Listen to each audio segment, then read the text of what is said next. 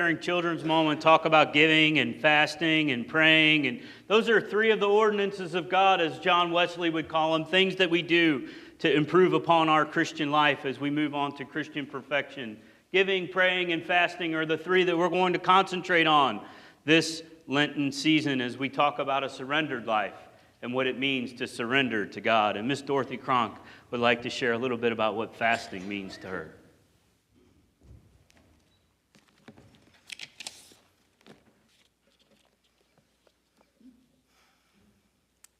Often when I hear the word Lent, it's part of the question, so what are you giving up for Lent?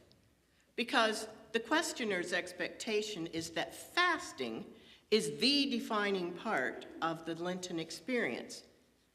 But fasting just to fast? That's not truly a spiritual exercise. I can give you a personal example.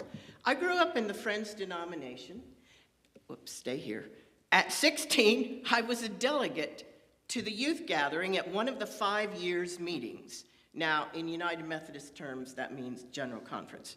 We were challenged to fast for 48 hours. Now, I remember that after the first 12 hours or so, it wasn't really that difficult to avoid eating, but when the 48 hours was up, it was difficult to begin eating again without gagging. But that's all I remember. We just did everything else as normal. We had our meetings, we did everything that was already planned on the program. We just didn't eat. And I never saw any connection between any spiritual exercise or activity. So to prepare for today, I started looking for the word fasting in biblical references. And I discovered that fasting in and of itself is never the goal. For example, King Jehoshaphat proclaimed a fast in all Judah to ask for deliverance and victory in an upcoming battle. In Acts 13, Paul and Barnabas were selected to be missionaries after a time of prayer and fasting. And in Acts 14, the appointment of elders for each of the newly planted churches included prayer and fasting. We know from references in the prophets and from Jesus' statements in the Gospels that somewhere along the line for many individuals, the rituals and symbols connected with fasting had become a tradition to do. Isaiah 58 is sharply focused on the incorrect way to fast. I encourage you to read it all, but I'm just going to read 2 of the verses. We have fasted before you, we say. Why aren't you impressed? We've been very hard on ourselves, and you don't even notice it. I'll tell you why, I respond. It's because you're fasting to please yourselves. Even while you fast, you keep on oppressing your workers. What good is fasting when you keep on fighting and quarreling? This kind of fasting will never get you anywhere with me.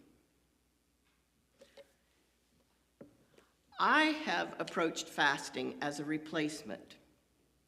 Instead of focusing on what I'm giving up, I focus on how and what will replace the fasted item.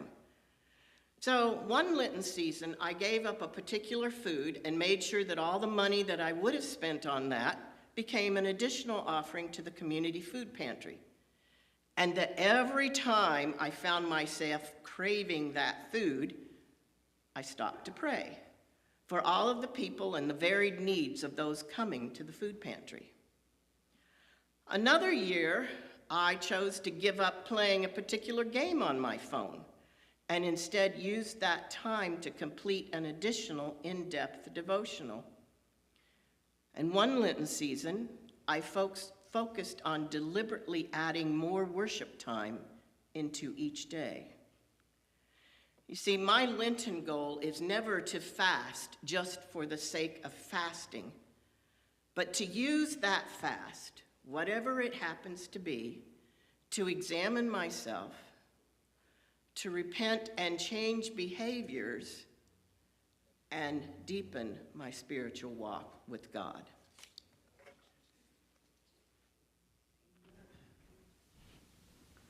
Thank you, Ms. Dorothy. As we continue on in this Lenten season, it's We're near the beginning